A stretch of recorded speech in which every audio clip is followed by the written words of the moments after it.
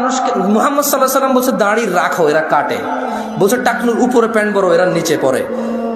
এখন নায়কেরা দাড়ি রাখে, এরা দাড়ি রাখে। আল্লাহ তাআলা বলছে হালাল খাও, এরা সবসময় হারামের প্রতি ঝুঁকে থাকে।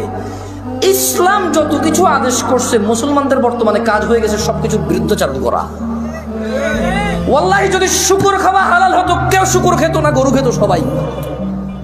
যদি মদ খাওয়া হালাল হতো, এই মুসলমানরা মদের প্রতি এত আকৃষ্ট থাকতো না, সবাই পানের প্রতি থাকতো আকৃষ্ট।